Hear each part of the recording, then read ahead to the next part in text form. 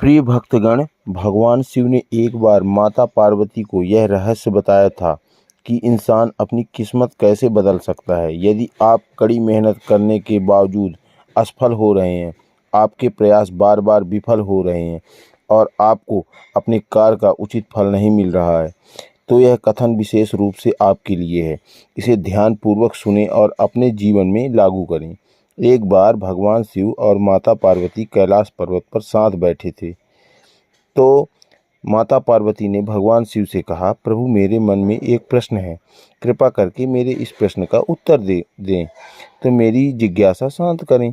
भगवान शिव मुस्कुराए और बोले, देवी, बताओ तुम्हारे मन में क्या प्रश्न है। माता पार्वती ने कहा, प्रभु, मनुष्य अपनी किस्मत को कैसे बदल सकता है।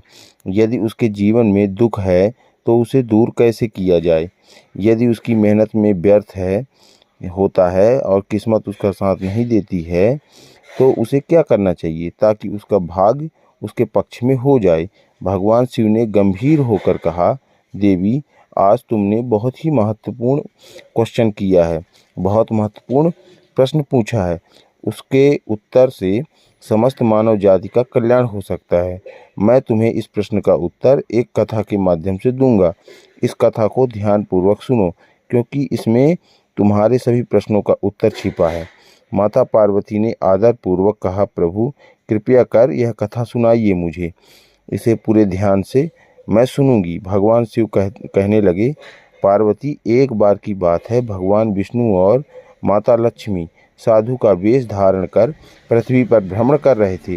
तभी उन्होंने देखा कि एक घने जंगल में रास्ते के किनारे एक व्यक्ति अपनी पत्नी के साथ बैठा रो रहा था। भगवान विष्णु ने पास जाकर उनसे पूछा, तुम कौन हो भाई? इस सुनकर जंगल में क्यों रो रहे हो? इस सुनसान जंगल में कर क्या रहे हो अकेले? भगवान विष्णु की बात सुनकर उस व्यक्ति की सिसकियां थोड़ी कम हुई। उसने अपने आंसू पोंछते हुए कहा, महाराज, मैं पास के गांव का एक बदनसीब व्यापारी हूँ। जो मैं काम करता हूँ वह बिगड़ जाता है, मेरी सारी मेहनत बेकार हो जाती है। इसी कारण मैं अपनी पत्नी के सारे गहने और जेवर बेच दिए। मेरे परिवार ने भी मेरा साथ छोड़ दिया है और मेरा घर गिरवी पड़ा है। मुझे लगता है कि मेरी किस्मत ही खराब है। अब मैं जीवन में निराश होकर यहाँ आकर बैठ गया हूँ। भगवान शिव ने कहा, पार्वती, उस व्यक्ति की बातें सुनकर भगवान विष्णु बोले, किसने कहा कि तुम्हारी किस्मत खराब है? चलो मैं देखता हूँ आखिर तुम्हारी किस्मत में क्या कमी है। वह व्यक्ति बोला, महाराज, पहले मैं खेती करता था, लेकिन हर साल उसमें घाटा होता था। कभी सूखा पड़ता था, कभी ज़्यादा बारिश हो जाती थी, सारी फसल बर्बाद हो जाती थी। सब परेशानियों से तंग आकर मैंने खेती छोड़ दी और व्यापार करने का निश्चय किया है, लेकिन मेरे पास व्यापार शुरू करने के लिए पैसे नहीं थे, इसलिए मैं अपनी पत्नी के सारे गहने बेच दिए। उसने जो धन मिला उसी से मैंने व्यापार शुरू किया। जब व्यापार नहीं चला तो परिवार वाले साथ छोड़ दिए हैं, लेकिन जैसे तैसे लगातार नुकसान होने लगा। परिवार वाले दूर होते गए। वह व्यक्ति बोला, महाराज, यह सब अपने परिवार वालों के लिए तो कर रहा था मैं, लेकिन अब वो मुझे देखकर नज़रें फेर लेते हैं। वे मुझे ही हमारे दुर्दशा का जिम्मेदार ठहराते हैं।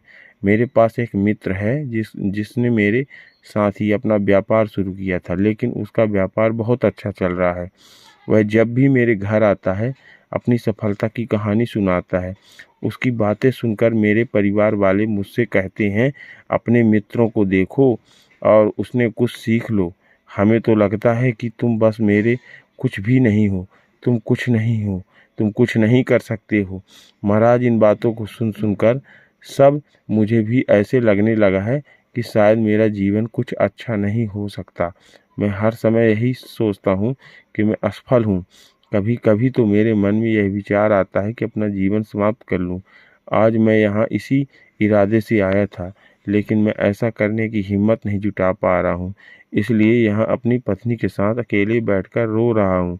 भगवान शिव बोले, पार्वती, उस व्यक्ति की सारी बातें सुनने के बाद भगवान विष्णु ने उसने कहा, तो यह बात है, क्या तुम और कुछ कहना चाहते हो? वह व्यक्ति बोला, महाराज एक तो मेरा हर काम बिगड़ जाता है और दूसरा मेरा मित्र हमेशा मुझसे नीचा दिखाने की कोशिश करता है। उसकी बातें मुझे बहुत परेशान करती हैं। मैं समझ नहीं पाता हूँ कि इस स्थिति में मैं क्या करूँ और क्या ना करूँ। भगवान विष्णु मुस्कुराते हुए बोले, क्या तुम अपने मित्र की बातों को सुनकर वास्तव में दुखी हो जाते हो? उस व्यक्ति ने कहा, हाँ महाराज, मैं अपने मित्र की बातों को सुनकर बहुत दुखी हो जाता हूँ।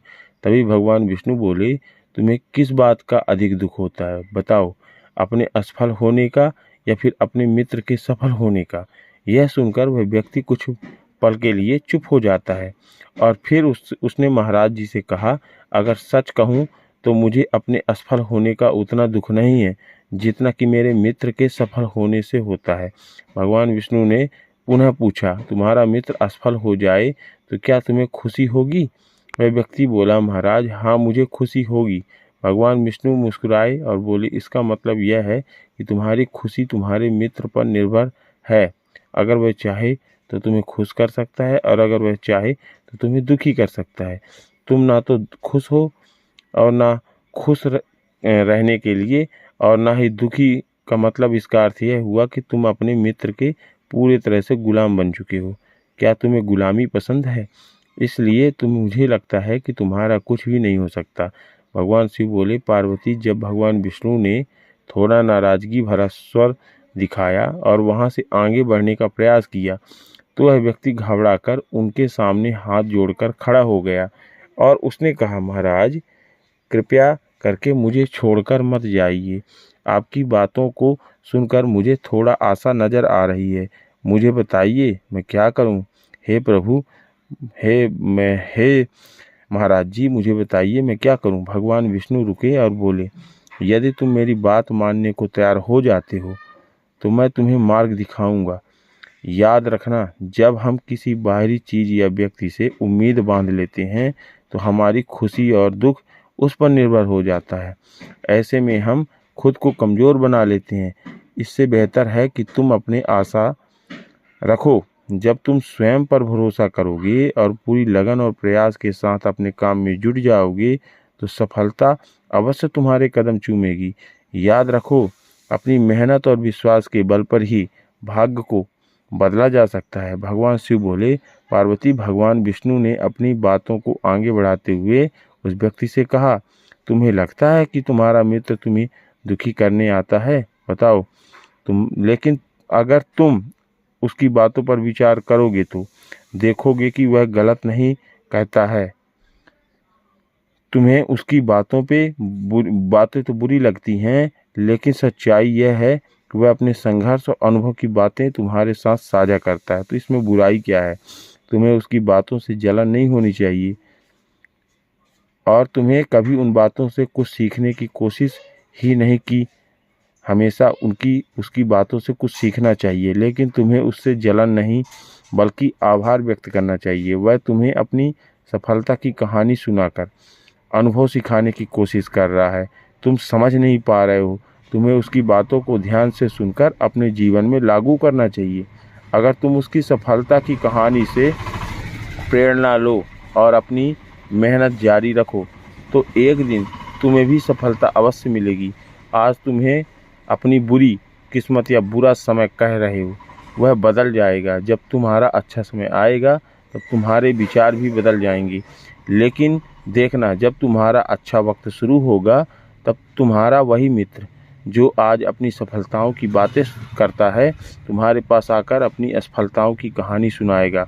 वह यह करेगा ताकि तुम्हें भ्रमित कर सके, तुम्हारा आत्मविश्वास को डगमगा सके, तुम गलत निर्णय ले सको।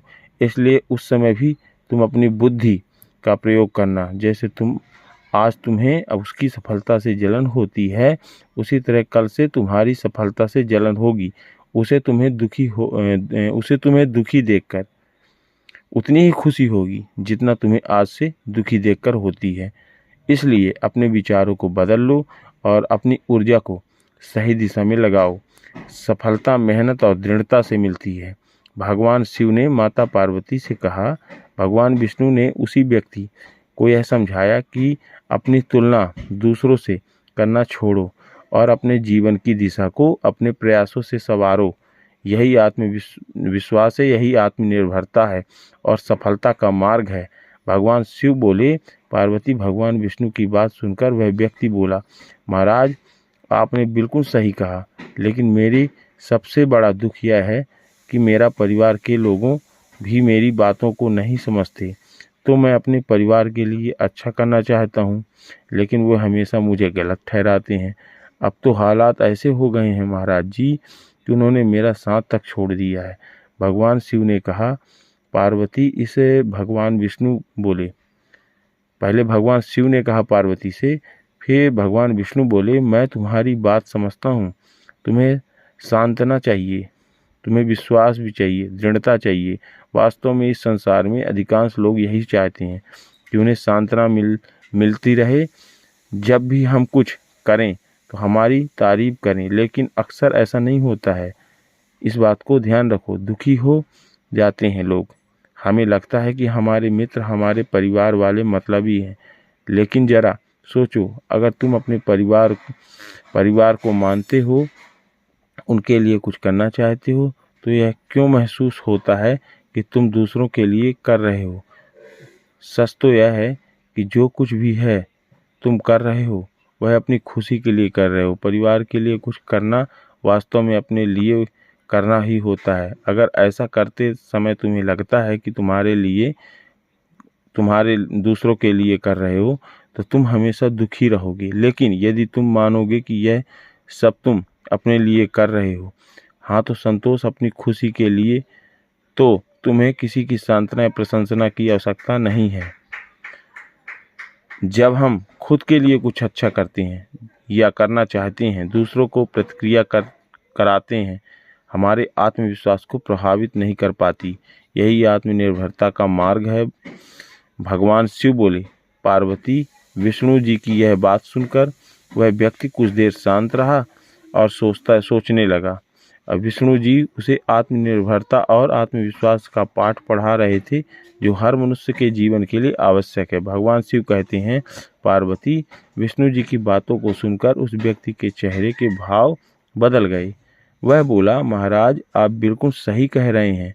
अब मैं समझ गया हूँ कि मेरी खराब किस्मत है इसलिए थी क्योंकि मैंने उसके दूसरों के हाथों में छोड़ दिया था। लेकिन अब मैं अपनी किस्मत को अपने हाथों में रखूँगा, पूरी मेहनत करूँगा, लगन के साथ मेहनत करूँगा, अपने काम को फिर से शुरू करूँगा और जब तक सफलता प्राप्त नहीं कर लूँगा तब तक चैन से नहीं बैठूँगा। भगवान शिव ने कहा।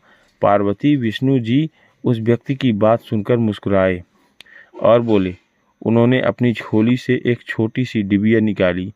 वे डिबिया उस व्यक्ति को देते हुए बोले, इस डिबिया को हमेशा अपने पास रखना, संभाल कर रखना।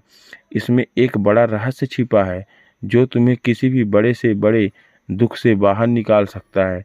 लेकिन याद रखना, इस डिबिया को तभी खोलना जब तुम्हें लगे कि अब तुम्हारे जीवन में जीने का कोई रास्ता नहीं बचा है और यह दुनिया तुम्हारे लिए पूरी तरह से बेकार हो चुकी है। यदि तुम इस डिबिया को समय से पहले खोल दिया तो इसमें लिखे हुए सभी रहस्य खत्म हो जाएंगे। इसलिए इसे संभाल कर रखना और इसका उपयोग केवल तब करना जब कोई विकल्प ना बचे। भगवान शिव ने कहा। पार्वती उस व्यक्ति ने विष्णु जी को वचन दिया, महाराज मैं आपकी बात का आदर करूंगा और जब तक मैं किसी और उपाय अपने दुखों का सामना नहीं ढूंढ लेता, किसी और उपाय से दुखों का सामना ढूंढ नहीं लेता हूँ, तब तक इस डिबिया को मैं नहीं खोलूँगा। भगवान शिव कहते हैं। पार्वती उस व्यक्ति ने विष्णु जी के वचनों को अपनाया और नए सिरे से अपने जीवन की शुरुआत की। धीरे धीरे उसकी मेहनत रंग लाई और उसने जीवन में बदलाव आने लगा। याद रखना, समय कभी एक जैसा नहीं रहता। जैसा बुरा वक्त आता है वैसे ही अच्छा वक्त भी जरूर आता है। लेकिन जो व्यक्ति अपने कर्मों और विश्वास के साथ खड़ा रहता है वह अपने जीवन को बेहतर बना लेता है। और भगवान शिव कहते हैं। पार्वती एक दिन उस व्यापारी के राज्य पर पड़ोसी राज्य ने हमला कर दिया। उस हमले में पड़ोसी राज्य के राजा ने पूरे राज्य पर कब्जा कर लिया। सैनिकों ने चारों ओर से लूटपाट मचा दी। व्यापारी का जो भी धन था, संपत्ति थी, वह सब लूट लिया और उसके घर में आग लगा दी। जान बचाने के लिए व्यापारी को अपने परिवार सहित उस स्थान से भागना पड़ा। कई दिनों तक वह अपने परिवार के साथ इधर उधर भटक रहा था। भोजन के लिए मोहताज होने के कारण पूरा परिवार भूख से परेशान था। इसी दौरान उसका बच्चा गंभीर रूप से बीमार हो गया। इलाज के अभाव में बच्चा तड़पने लगा। यह दृश्य देखकर व्यापारी को दिल पूरी तरह से टूट गया। वह सोचने लगा, अब मैं अपने बच्चे का इलाज कैसे कराऊं? मेरे पास तो खाने तक के लिए पैसे नहीं हैं। जीवन का यह दुखद मोड़ अब असहनीय हो चुका है। इस हालातों ने व्यापारी को गहरे अवसाद में धकेल दिया। उसे लगने लगा कि उसका जीवन व्यर्थ है। वह सोचने लगा कि इस दुनिया में कुछ भी स्थायी नहीं है, चाहे अपना जीवन में कितना भी कुछ हासिल कर लें, अंत में सब कुछ खत्म हो जाता है। जीवन जीने का क्या फ़ायदा? इससे अच्छा है कि मैं अपने जीवन को समाप्त कर लूं। भगवान शिव कहते हैं, पार्वती, इस निराशा के क्षण में व्यापारी ने अपने परिवार के साथ आत्महत्या करने का निर्णय ले लिया। जैसे ही वह इस घातक कदम की ओर बढ़ने लगा, उसने अचानक भगवान विष्णु द्वारा दी गई डिब्बी की याद आई। भगवान विष्णु ने उसे यह डिब्बी देते हुए कहा था कि जब तुम्हें दुनिया में कोई रास्ता नजर न आए, तब तुम्हें लगे कि अब जीवन का कोई मतलब नहीं बचा है, तो इस डिब्बी को खोल लेना। इसमें जो पर्चा है उसे पढ़ना।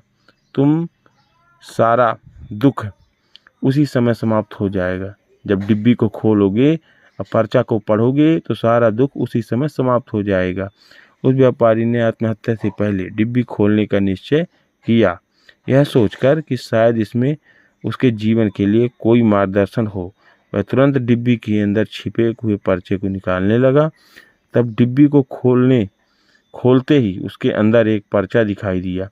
उत्सुकता के साथ उसने उस पर्चा निकालकर पढ़ा और पढ़ना शुरू किया। तभी पर्चे को लिखे शब्द उसकी आंखों के सामने से निराशा, अंधकार हट गया। माता पार्वती ने यह सुनकर भगवान शिव से पूछा, प्रभु, उस पर्चे में ऐसा क्या लिखा था जिसमें उस व्यक्ति की सोच ही बदल दी? भगवान शिव मुस्कुराते हुए बोले, पार्वती, उस पर्चे पर लिखा था कि यह समय भी बीत जाएगा। माता पार्वती ने विस्मय से कहा, प्रभु, मैं समझी नहीं, इसका अर्थ क्या है? तब भगवान शिव ने समझाया कि पार्वती, कभी कभी समय एक जैसा नहीं रहता। जब अच्छे दिन आते हैं तो वो भी दिन बीत जाते हैं, और जो बुरे दिन आते हैं तब वो भी स्थायी नहीं रहते। समय हमेशा परिवर्तन होता है, इसलिए इंसान को कभी निराश नहीं होना चाहिए। उसे हिम्मत और धैर्य के साथ काम लेना चाहिए और अपनी मेहनत जारी रखनी चाहिए।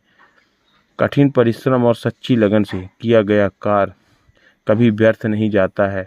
बुरे दिन चाहे कितने भी कठिन हो वो हमेशा खत्म हो जाते हैं। जब इंसान अपने प्रयास से आगे बढ़ता है तो सफलता उसका इंतजार करती है। जब उस व्यक्ति ने पर्चे पर लिखे इन शब्दों को पढ़ा तो उसके जीवन की सच्चाई समझ में आई। उसने महसूस किया कि जैसे उसके बुरे दिन खत्म होकर अच्छे दिन आए थे, वैसे ही अब जो बुरे दिन आए हैं वो भी समाप्त हो जाएंगे। यह सोचकर उसने नए उत्साह के साथ अपने जीवन को फिर से संवारने का संकल्प लिया। इसके बाद उस व्यक्ति ने मेहनत, लगन और ईमानदारी से अपने व्यापार को फिर से शुरू किया। धीरे धीरे उसकी मेहनत रंग लाई और एक दिन वह अपने शहर का सबसे बड़ा सफल व्यापारी बन गया था। उसने अपने परिवार के साथ सुख, शांति और समृद्धि का जीवन बिताया। दोस्तों, यह कहानी हमें यह शिक्षा दिलाती है, यह सीख हमें सिखाती है कि चाहे परिस्थिति कितनी भी कठिन क्यों न हो, हमें हिम्मत नहीं हारना चाहिए। समय हमेशा बदलता है और मेहनत का फल अवश्य मिलता है। अगर आप शिव के सच्चे भक्त हैं तो कमेंट में हर हर महादेव जरूर लिखें, अवश्य लिखें। इसे प्रेरणा को अधिक से अधिक लोगों तक शेयर करें ताकि औरों का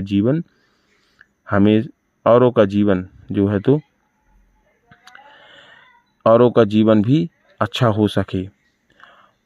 और इसे वीडियो को लाइक कर दें और चैनल को सब्सक्राइब कर दें। आपका समर्थन हमें और बेहतर बनाएगा और शक्ति देगा। धन्यवाद आपका।